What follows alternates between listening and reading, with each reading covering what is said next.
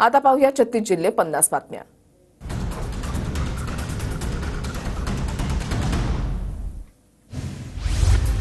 सगळे सोयरेची अंमलबजावणी न झाल्यास जरांगे आंदोलन करणार, तर आंदोलनाला बळी पडून आरक्षण दिल्यास ओबीसी रस्त्यावर उतरेल, प्रकाश शेंडेंचा इशारा।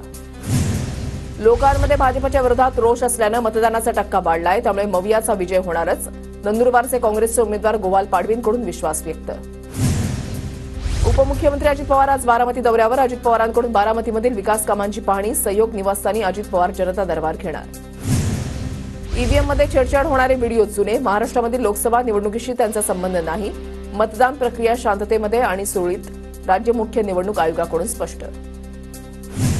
नाशिकमध्ये बड्या सराफा व्यावसायिकावर आयकर विभागाचा छापा, 26 कोटींची रोकड तर 90 कोटींच्या बेहिशेबी मालमत्तेची दस्तावेज जप्त, फर्निचरमध्ये लपवलेल्या नोटा आयकर विभागाच्या हाती। नाशिकच्या मालेगावमध्ये कंधाने रोडवरील भारत पेट्रोल पंपावर गोळीबार, चोरीच्या दृष्टीनं चोरट्यांची पेट्रोल पंपावर दहशत।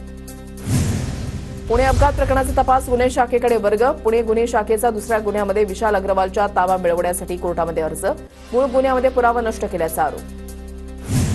पोर्शे कारच्या ड्रायव्हरला डांबून ठेवल्याप्रकरणी सुरेंद्र अग्रवाल यांना 28 तारखेपर्यंत पोलीस कोठडी, सुरेंद्र अग्रवालच्या विरोधात येरवडा पोलिसांकडून अपहरणाचे कलम। गुन्हे शाखेनं ड्रायव्हरला अग्रवालच्या घरीच नेऊन सीन रिक्रिएट केला, गुन्हे शाखेनं ड्रायव्हरला त्या खोलीमध्ये नेलं जिथे सुरेंद्रकुमार अग्रवाल आणि विशाल अग्रवाल यांनी ड्रायव्हरला धमकावलं होतं।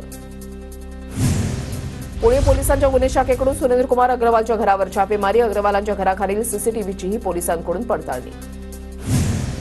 पुणे पोलिसांचा ड्रंक अँड ड्राईव्हच्या कारवाईचा धडाका, 117 वाहन चालकांवर ड्रंक अँड ड्राईव्हची कारवाई, तर 2,84,000 रुपयांचा दंड वसूल। पुण्यामधल्या उच्चभ्रू बाणेर भागामध्ये महापालिकेच्या कारवाईचा बडगा, रूफटॉप हॉटेल आणि अनधिकृत बांधकामांवर कारवाई, महापालिकेकडून 11,925 चौरस फूट क्षेत्रावर कारवाई। भाजपने दादांचा वापर करून घेतला, पवार कुटुंबामध्ये फूट पाडली, दादांनी आयुक्तांची बदली नाही तर त्यावर कारवाई केली असती, रवींद्र धंगेकरांची प्रतिक्रिया। जळगावच्या रामदेववाडीमधील अपघात प्रकरण, तिसरा आरोपी ध्रुव सोनवणेलाही 27 मे पर्यंत पोलीस कोठडी, भरधाव कारनं दुचाकीला दिलेल्या धडकेमध्ये चौघांचा झाला होता मृत्यू। नागपुरातील दाम्पत्याला धडक दिलेल्या आरोपींवर एनडीपीएस कायद्यान्वये गुन्हा दाखल, तीनही आरोपींना 3 दिवसांची पोलीस कोठडी, आरोपींच्या गाडीमध्ये सापडले होते अंमली पदार्थ आणि दारू। जळगावच्या रावेर तालुक्यामध्ये वादळी वाऱ्यासह पावसामुळे पुन्हा केळी पिकांना फटका। यवतमाळ जिल्ह्यामध्ये अवकाळी पावसामुळे मोठ्या प्रमाणात नुकसान, पावसासह वादळी वाऱ्यामुळे 46 घरांची पडझड, शेती पिकांनाही फटका।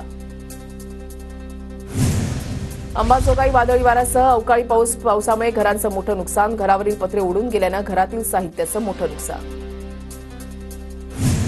जालन्यामध्ये उन्हाचा कडाका वाढल्यामुळे भीषण पाणी टंचाई, पाण्याच्या अभावामुळे मोसंबीच्या बागा सुकल्या, शेतकऱ्यांपुढे मोठं संकट। छत्रपती संभाजीनगर जिल्ह्यामध्ये मोसंबीच्या बागांचं नुकसान, पिकांना पाणी नसल्यानं शेतकऱ्यांकडूनच मोसंबी बागा उद्ध्वस्त।